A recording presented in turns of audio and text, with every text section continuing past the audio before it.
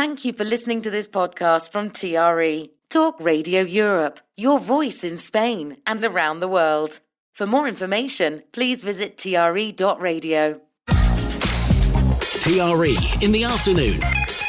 Presented by Hannah Murray.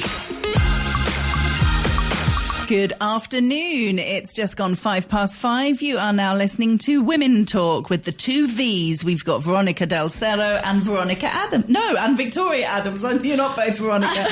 Sorry. We've got a Veronica and a Victoria. Hello. Hello. Good afternoon. Thank you both for coming in. If you are listening at home and you have any opinions on what we're saying and you want to get involved, you can. Here's how. To contact TRE, please call 952 78 4000. Email studio@tre.radio. Send us a WhatsApp on +34 645 99 67 95. What a beautiful day, so wonderful life. Now, as we're in December, we're allowed to talk about Christmas. There are a few articles that I found this week about different aspects of Christmas. The first one was talking about Christmas movies. It's been a hotly debated topic for almost 4 decades. Is Die Hard a Christmas film or not? And the answer, according to a recent poll, is not. Despite the film's action taking place during an office Christmas party on Christmas Eve, 44% of Britons do not think the 1988 Bruce Willis action thriller should be classed as a Christmas film. What do we think? I've never seen it. I was going to say the same. I've never seen it, but I have seen Pulp Fiction, and I love Pulp Fiction so much that I would watch that at Christmas. And Bruce Willis is one of the key parts of that film for me. So I imagine that... I can't even remember the name of the film that we're talking about. Die Hard. Die Hard. 1. Yeah, I'd watch it at Christmas. I still haven't. I'm going to watch it this year. I'm watching everything this year. This is going to be one of them. It is a great film. I mean, I suppose it goes back to whether a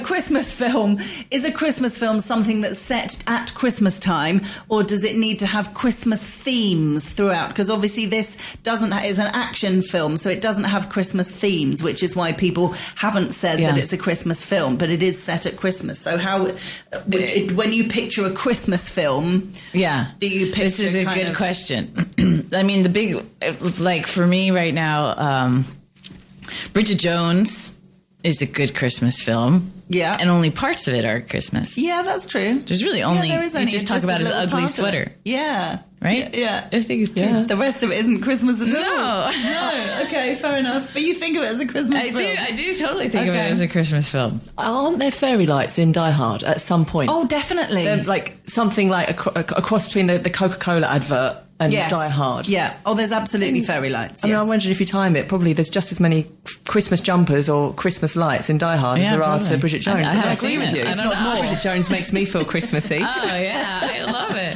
So there was a poll talking about people's favourites. Home Alone was number 1. Yeah. Love Actually, number 2. It's a Wonderful Life, number 3. Elf, number 4. And The Muppet Christmas Carol was number 5. How many of those are you fans of? What would be your favourite Christmas films? I mean, I'm a huge Will Ferrell fan too, but I like. There's another one that came out last or 2 years ago, 3 years ago with Ryan. I'll tell you later. I don't remember the name. Well, for me, I mean, I can't even think of a major movie Christmas film that I love, but what really makes me feel Christmassy, and maybe this is because of the last 5 years with my partner, you know, like they're not even shown on Channel 5. Are they the Hallmark Christmas films? Oh, really? You watch those? Well, watch is a strong word. They've all got a very similar plot. They've got, the same sort of ending. But if you want to go Christmassy, you can't really get any more Christmassy than that. It's true. With, like, the fake snow in the background and the cardboard cutout of Santa's grotto behind you. Yeah. That makes me feel Christmassy. I love Actually. I mean, that's... No? Really? No, not really? Not at all. Not even at all. Not even parts of it. Yeah, the bit with Rowan Atkinson with the cinnamon stick. Yeah, maybe there's maybe some of. Yeah, so maybe. Good. What about The Holiday? That I watched a bit of that the other day. I haven't seen it. Is it good? Oh my goodness, yes. It's. Do you like Jude Law? Yeah. Well, watch it just for that. Oh yeah. He's He's Jude Law. Okay, I mean, I'll watch it. He's spectacular. It's Jude Law, Cameron Diaz, Kate Winslet, and Jack Black. What's not to love? Yeah, it's I'll brilliant. watch it. I'll watch it. It's so good. It's like because Cameron Diaz lives in this massive LA mansion, and is this like businesswoman, and Kate Winslet's character lives in this beautiful little cottage in East Sussex, and they swap places, and so that's what it's really good. The Home Alone is my top. Is it? Obviously, yeah, for sure. That's my top of all of the movies. Yeah. But Family Man. Do you know this movie? Isn't that a bit sad? No. Nicolas Cage.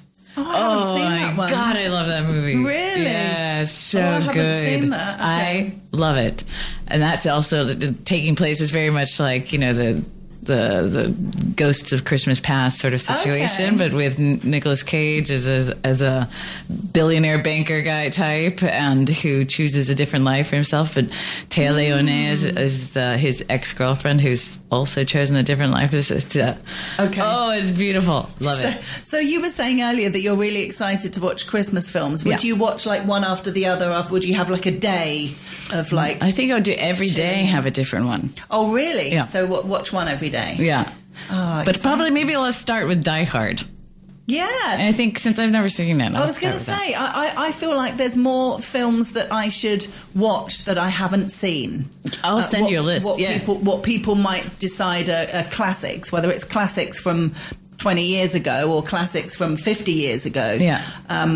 There's loads of films that I feel like I know a lot about. This is probably from doing quizzes. I could tell you who's in them, what awards they've won, what year they came out, but I haven't, what the plot, everything that happens, but I've never actually seen it, So there are loads that I should probably watch. Have you seen The Claws with Goldie Hawn and... No. Oh, the Christmas Chronicles. Christmas Chronicles, yeah. Yes, I've seen that. That's so is that good. good? It's been on repeat in our house. Oh, really? Number 1 and number 2. Okay. And the best bit of the end of the first one is when Goldie suddenly turns up. You're like, will you send me a list? There's obviously lots I need to see. There's so many good ones. Yeah. I think, are they like one of the few Hollywood couples that are still together? That's an amazing story, isn't it? They're so lovely. Goldie Hawn and I'm a big fan of Goldie Hawn, though. Yeah, me too. And I love really her like daughter as well. Yeah. Kate Hudson. I'm more of I think Goldie Hawn was just an incredible actress. If you go back and look at comedically, but that, I think that age of actresses is overlooked a lot of times. We don't talk about them a lot, but they were risque. I mean, really pushing boundaries. I love her. She was so good. There's some great interviews that she did on various different American chat shows that I've seen on YouTube when she was a lot younger. And God love her. I mean, she really does come across as a full-on ditzy blonde. I mean, really. Whether she was playing that role or whether she literally is like that, she's just hilarious. They're laughing at her and she's just going, oh, stop it. I mean, it's really, you're like, oh, come on. Playing into it. Is that really you? With her low-cut top. Stop. It's like, oh, my God. So, I'm not sure if she's really like that or not. But either way, she's very endearing and lovely. There was an interesting article here. I didn't want to talk about the money side of things. It was more from the point of view of... Half of the headline was, can you guess who pays for all the presents at Christmas? And it was talking about how much the woman earns, and her husband earns a lot more than her. But she's the one that goes out and gets all the presents. And again, not from a money point of view, but I think that's kind of normal. But I, to be honest, wouldn't have it any other way. So the only presents that my husband has to worry about is what he gets me. Other than that, I'll do everything else. I'll do the family, our friend, joint friends, and even people that he works with. I'll make suggestions. You should get them this. You should get them that. Really? Like literally, yeah. But you have the magic list. I do. That you have the magic grasp all year long. I know. Yeah, I do have the magic list. So everything goes onto the list. Do you know what I did this morning? I started wrapping Christmas presents. I spent hours wrapping Christmas presents this morning, and I enjoyed.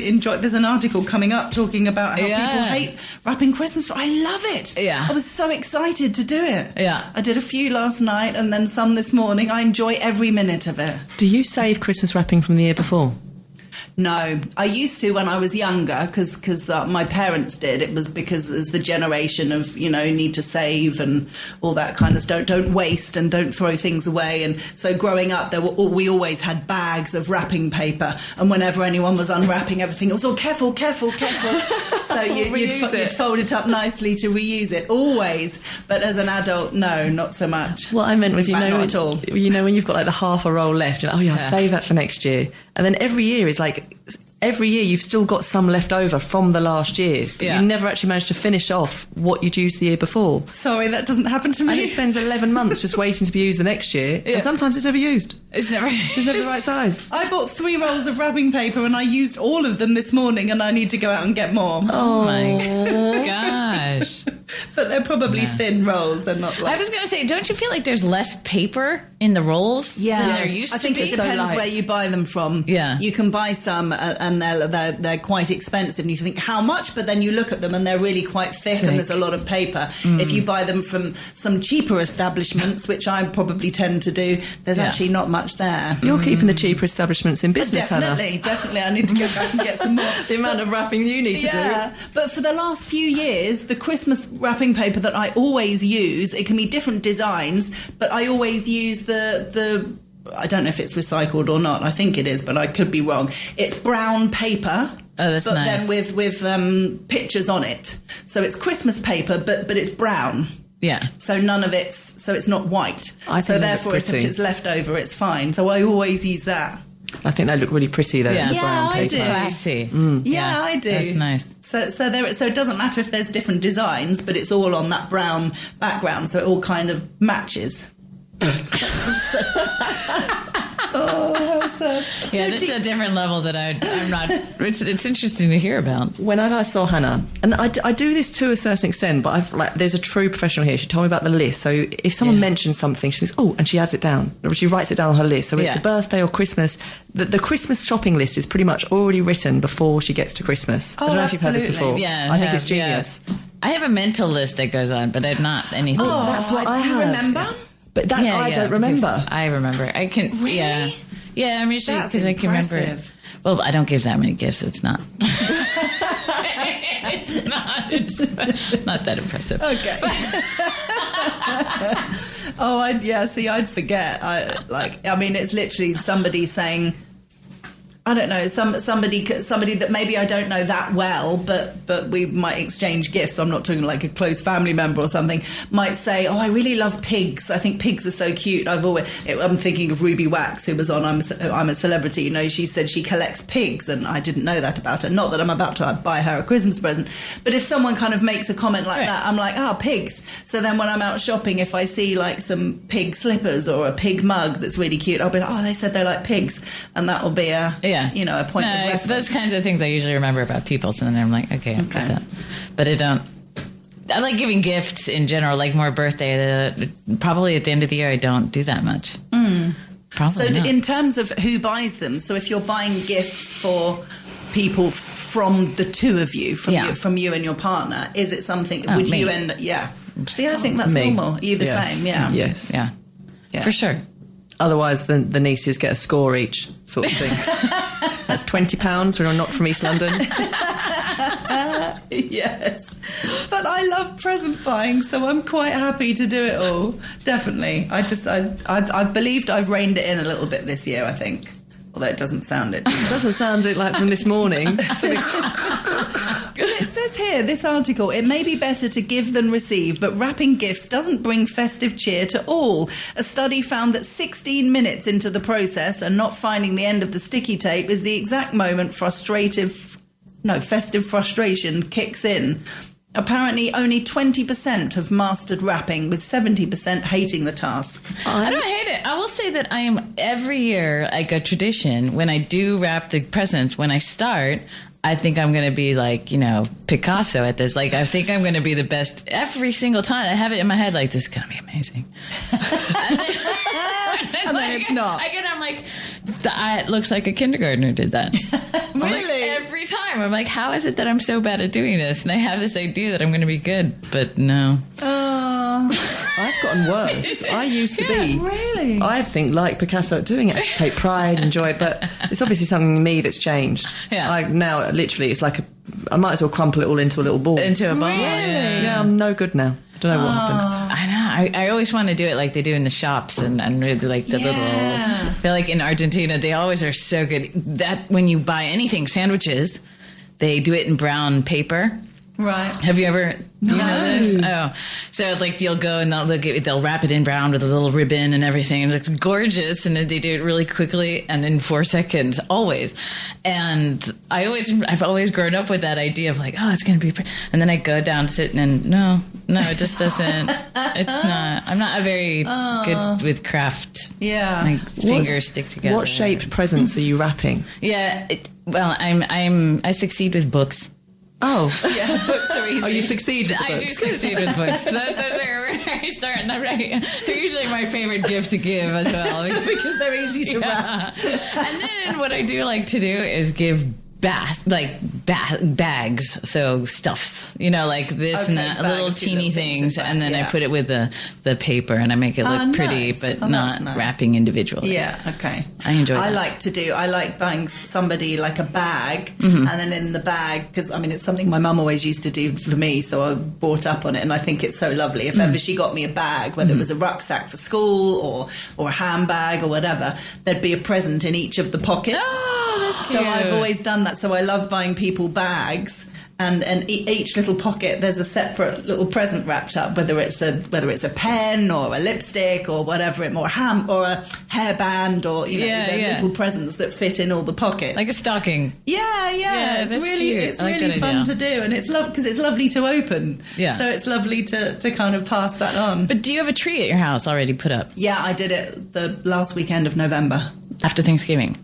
Yeah. I know, but that's like traditionally when we do it. But Yeah. then if you have a tree, then of course you want to put the presents around Yes, the tree. exactly. The tree looks that's a very different depressed thing. Yeah, without it's the presents underneath it. Right. Yeah.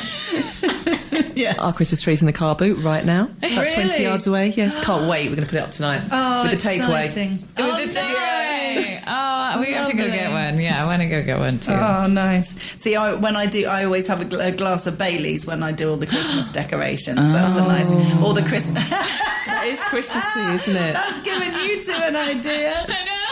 For anyone listening, you can't see Hannah's face. Like the way you talk about Christmas and presents, you can probably hear the magic, but her face looks like magic as well, doesn't it? Yeah. She's like crying. So I'm not exactly crying, but I have we have to be careful how we have this discussion. So be sensitive of the listeners. I have Santa Claus on each year, as in the Santa who lives in Lapland. I found him years ago. I mean, I've had him on at least 10 years now. On my last radio show before Christmas. Must be more than 10 years because I'm sure I was in my 20s. Yeah, I'm sure I was in my 20s when I first called him, because back in the day it used to be much easier to get people for interviews. So many people had websites and it just had their phone number on their website. That's how I got Mary Berry years ago. Before she started doing Bake Off, there was just her home phone number on her website. Honestly, it's unbelievable. So Santa. So I went online and found Lapland, where you'd go to take the family to visit. And I phoned, and this man answered the phone. Hello, and I was like, hi, is that Santa? And he went, yes. And I did have a little tear, I think, but I full on had a conversation with Santa. He asked me if I'd been a good girl, and I was like, this is amazing. So I spoke to him a week or so ago, and he's on every year. I get to speak to Santa live from Lapland. When's he coming on? I think it's the day before Christmas Eve. I think it's the Tuesday. Is Not next Lapland Women's in Talk. the North Pole? So Lapland is, so it will come up in the Christmas quiz. Lapland is 4 countries. It's an area that spans across Russia, Finland, Norway, and Sweden, I think. Oh. Yes. So it's a whole area. So it's not the North Pole. It's part of the North Pole. The North Pole. Because again, North Pole's a big area that kind of covers a few different... Got it. Okay. So, but theoretically, yes, he's in Lapland. Okay. Gotcha. Yeah. All right.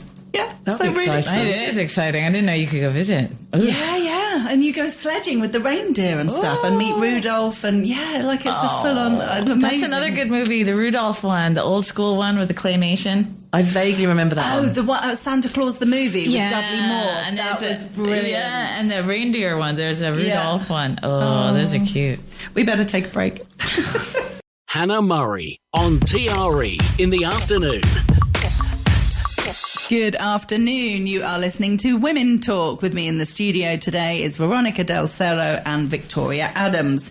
Indian and Italian food are now more popular than traditional turkey and trimmings among Britons eating Christmas dinner out. Figures from restaurant booking app The Fork show pizza, pasta and curry account for more Christmas Day bookings than the classic UK festive feast.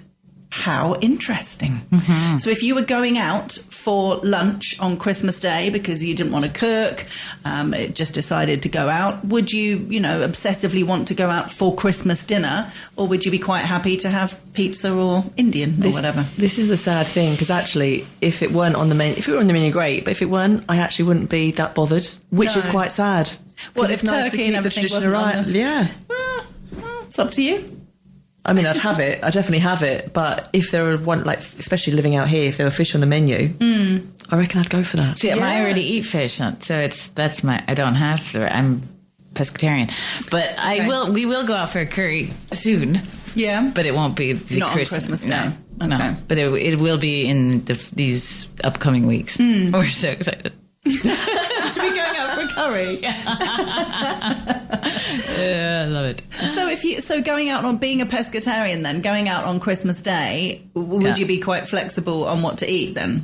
Yeah, I mean, I'm just like, okay, I'll have it. Usually now you can have vegetables or something that would be, or people have like nut roasts or something like that. Yeah, I love a nut roast. Yeah, I'm not too bothered. Or there'll be a roast fish, I'm sure, somewhere, or something. And a roast dinner done well, I was vegetarian for years, actually is one of the best things you can have, because you basically have the roast, but no meat. You have all the vegetables. Exactly. It's delicious. It's delicious. It's actually one of the best dishes to have as a vegetarian. Definitely. Or a vegan. Right. So it's just like, it's just not a big... It's not an issue. No. I love a nut roast. I opt for nut roast a lot of the time. And the thing is, you don't feel bad afterwards. So you have all of what you want, but you don't feel sick afterwards. Yeah, you know what I mean? It's not as heavy. No. So definitely. And washing up is usually easier. Very true. Avocados and hummus might seem to be the staples of most middle-class pantries, but now gourmet frozen food, Korean condiments and Ottolenghi ice cream are topping the shopping lists of discerning consumers. The influence of Manjaro is also evident, with many opting for snacks rather than full meals, choosing products that are nutrient-dense, often high in protein, with fewer additives. Those less concerned about their weight seem to have far more interesting things in their cupboards and fridges: flavoured butters, organic whole milks and jacket potatoes. But then they're talking about all this stuff that they have in the freezer, ready-to-prepare items such as triple-cooked chips, Wagyu roast potatoes and 4-cheese potato gratin. In the freezer? Sorry, Wagyu roast potatoes? Yeah, I've never heard of that. Anything that goes in my freezer, once it's gone in, it doesn't come out. It just stays there looking at you. Really? All these ready-made meals that I've made for a day we need them. Yeah. It just stays in the freezer. I know, it's bad, isn't it? Yeah. I didn't understand the article. So is organic milk and jacket potatoes luxury? Yeah, I don't know. I don't understand it either, to be honest. There's different kind of sections to it. So let's dissect it. No, but they're talking about things that are like already made. So people that go out and buy ready meals and put them in their freezers has kind of gone up in quality and value over the years. So instead of people just getting, chicken tikka masala, they're getting luxury things, spending more money on...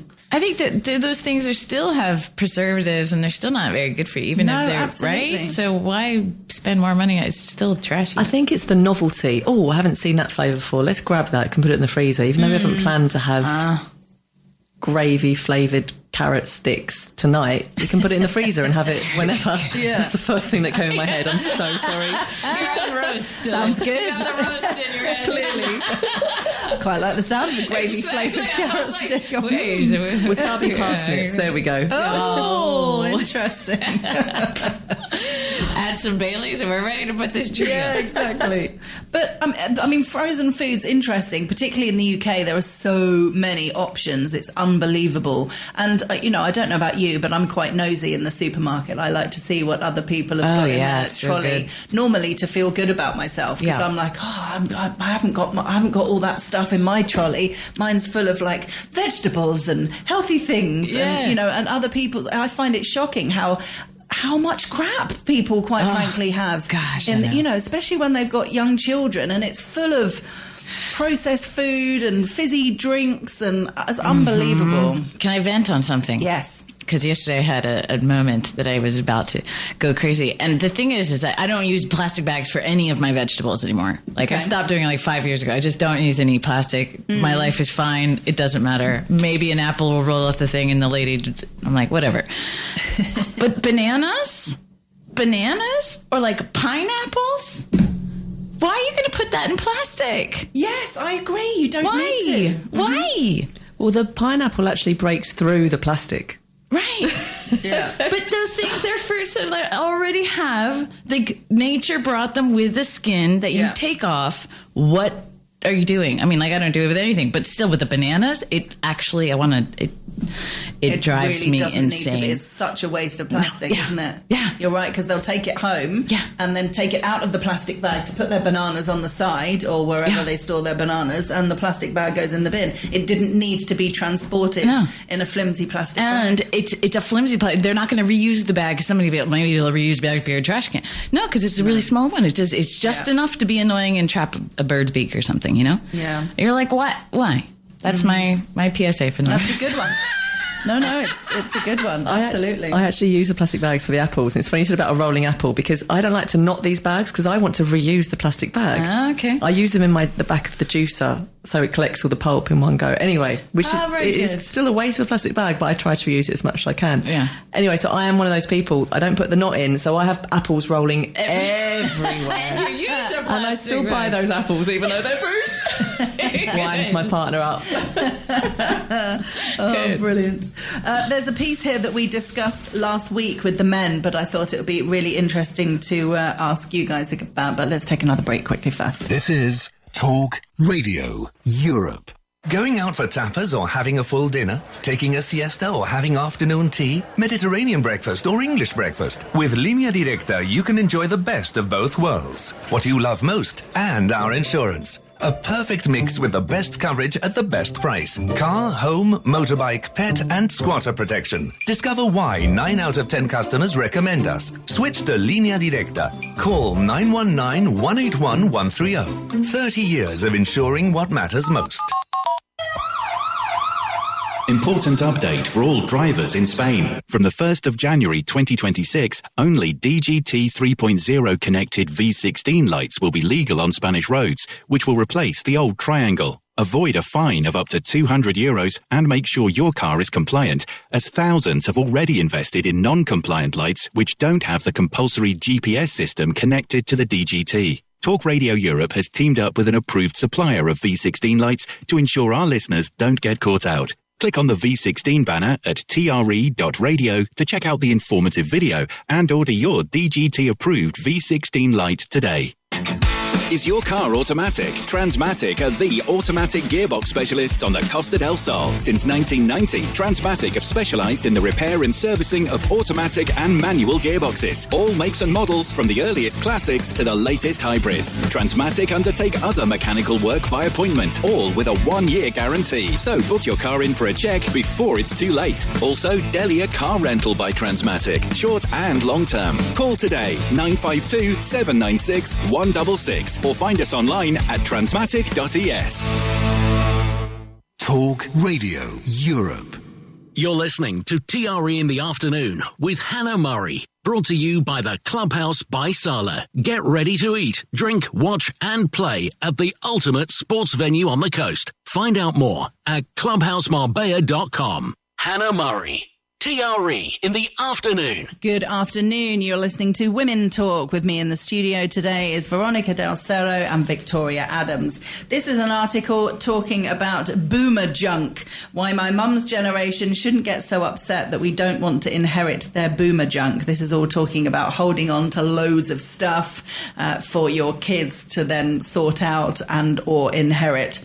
And it's, again, a different generation. It's the whole idea of people thinking, oh no, we must hold on to this just in case. And I'm sure we all may have heard our parents or grandparents use those kind of expressions. Got to keep this just in case. The Tesco bag of spare cutlery just in case 40 plus people suddenly turn up for dinner.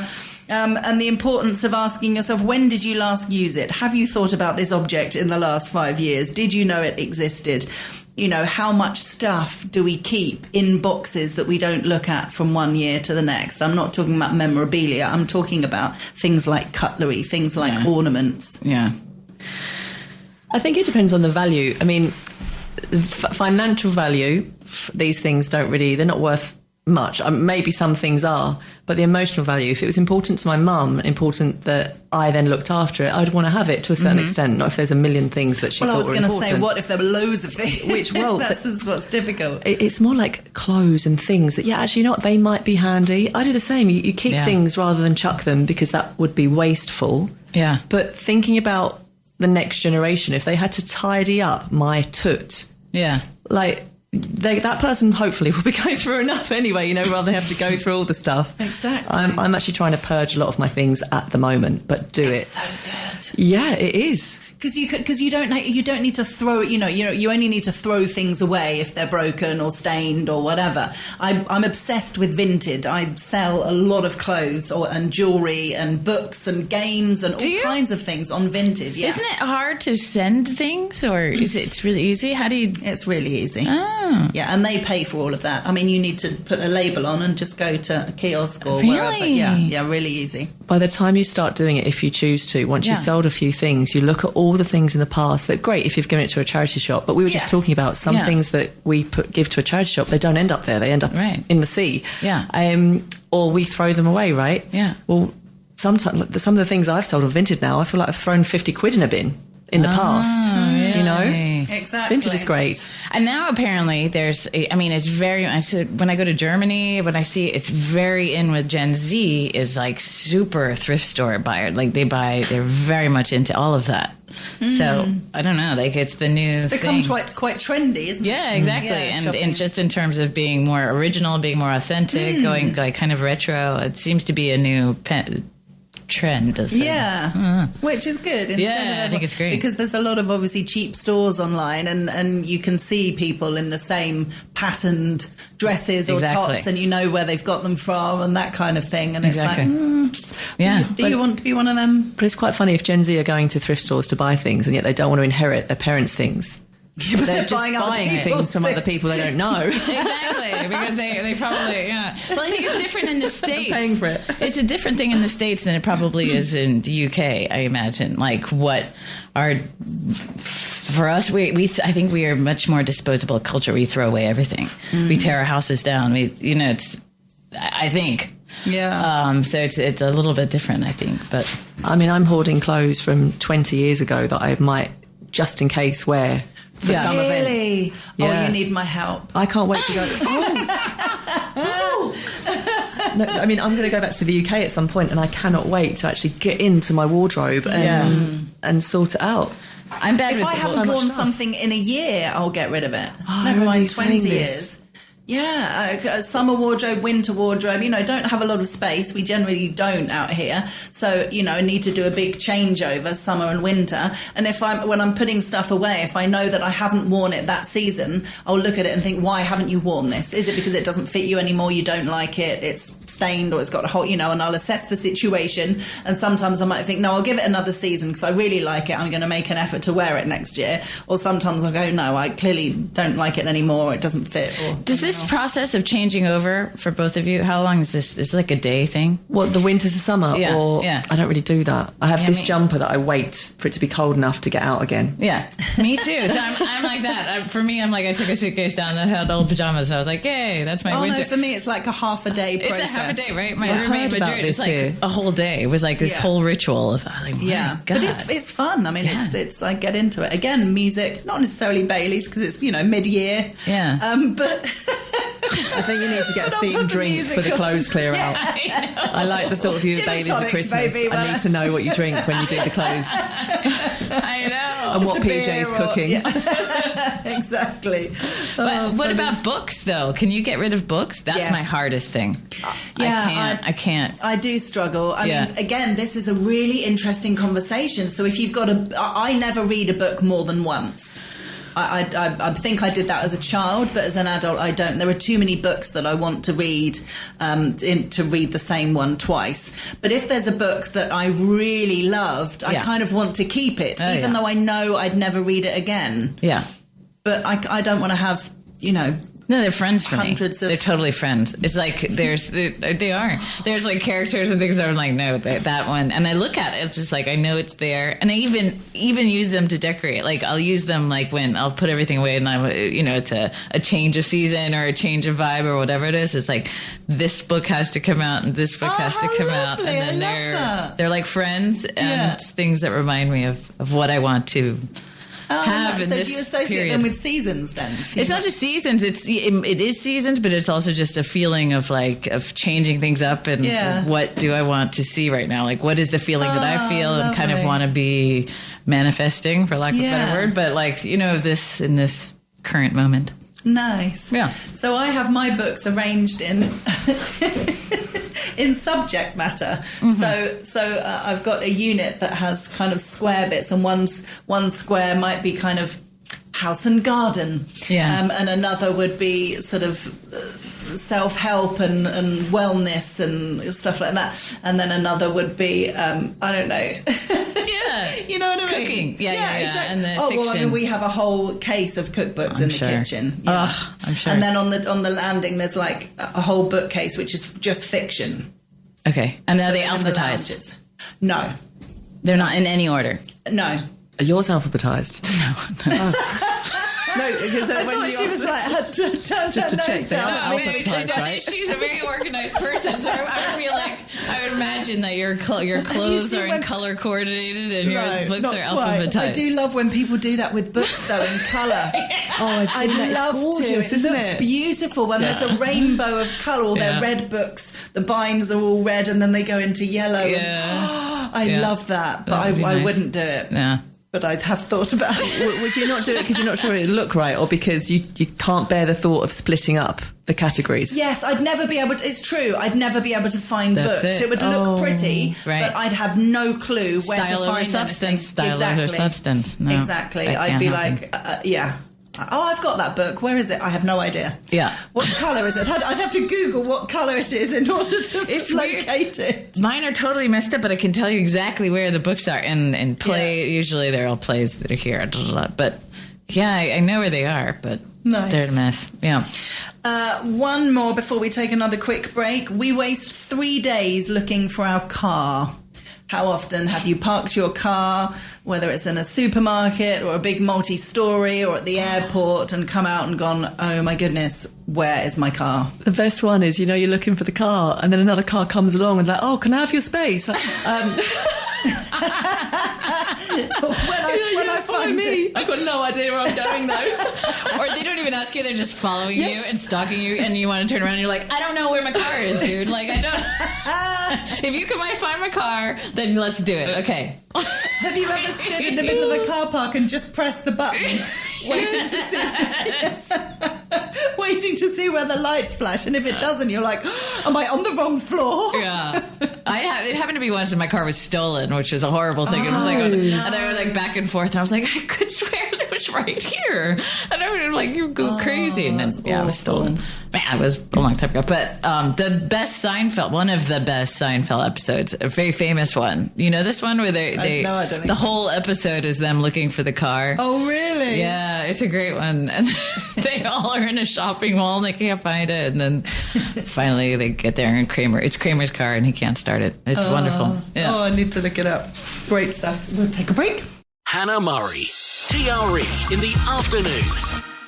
Good afternoon. You're listening to the last part of Women Talk with Veronica Del Cerro and Victoria Adams. Had a lovely message from Corinne in Benidorm. Hi, Corinne. Hi. She says, you were talking about Vinted before. I also use this platform an awful lot. I even get some Christmas gifts because you can select new with tags so you know that you're not buying something secondhand, which is really good. She said it's especially good for after Christmas because you can sell unwanted Christmas gifts and things like that, which is also good. She said, can you ask your American guests if there is a Vinted or something similar that's popular in America? I think it's Vinted. Oh, really? You use Vinted there as well? Isn't it? I think so. I think it's the one. I just don't use any of them. No. Because I just think that, like, going to the post office and then what if they don't like it? Then I have to return it. Then I have to... That's what I know what gets you in mean. my head. I thought that beforehand as well, but it was a friend that told me that, like, that never happens. Can you return on Vinted? I don't think so. I mean, you can Unless if it's a problem. damaged. If somebody's missold something. So if you're selling something that has a stain or has a hole or has anything that's remotely wrong with it, you have to take a picture of it and point it out to them so they know and they're happy to buy it despite that. Right. If you say, oh, it's great quality and they get it and they buy it and it's got a hole in it, then they can go, excuse me, you didn't tell me about the hole, and then you have the nightmare of it all. So as long as you're upfront with everything. Right. No, I didn't. Yeah. Well, here they do Wallapop. Yes. I've never tried that. That's the Spanish version, no? Wallapop. The danger of these things selling on Vinted has been great. And I've bought one thing, but the danger of wanting to buy more on Vinted is real. Yes. Oh, definitely. I've never taken money out of Vinted. I just end up buying it. That's the thing. Do you? Yeah, literally. Yeah, so that's the thing. Literally. Yeah, exactly. Yeah, definitely. Well, we've just made all that room. We've got to fill it, haven't we? Yes, quite. This is an interesting one that I thought was really sad and kind of worrying. Working with other people is an essential part of any job, but just the thought of it makes Gen Z anxious.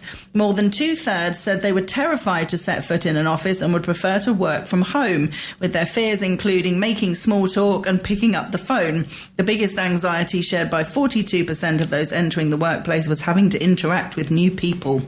I mean, these are all things that I think we all need to do. Yeah. In order to, have experiences in life and, If you want to get on, surely, there's always that elder in whatever line of work you work in where they're going to help you progress.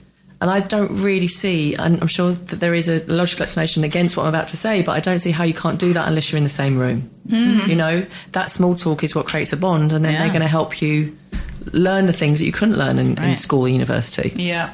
Definitely. It's a shame. I wonder if a part of this generation, because they were during COVID, weren't able to go to school as much. Mm-hmm. So I reckon, there is a whole generation that missed out on so much interaction due to COVID. So I wonder if it's that generation that are now going into the workforce or thinking about going into the workforce and don't like being with people.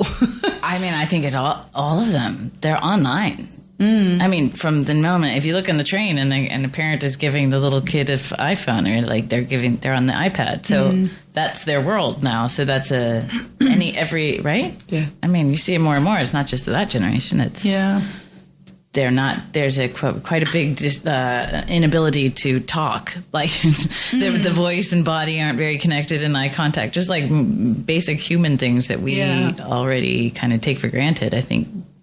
The other generation isn't. You really notice it and it's across the board. It's not just young people. I think a lot of people are used to it now. When you've got people that are standing in a queue, or people that are in a cafe, or people that are sitting on a bus or on a train, everybody's on their phone. Everybody. I was in the elevator earlier, the lift earlier, in Mercadona, and this couple got in before me, and they were in their 70s, maybe even early 80s, and they got in before me, and I squeezed in beside them, and we were standing in the lift, and the man was on his phone.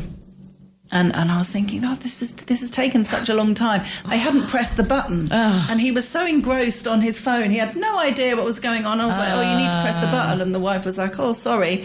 And I was like, and he didn't even realise that we were waiting and nobody had pressed the button. He was just completely engrossed in his phone.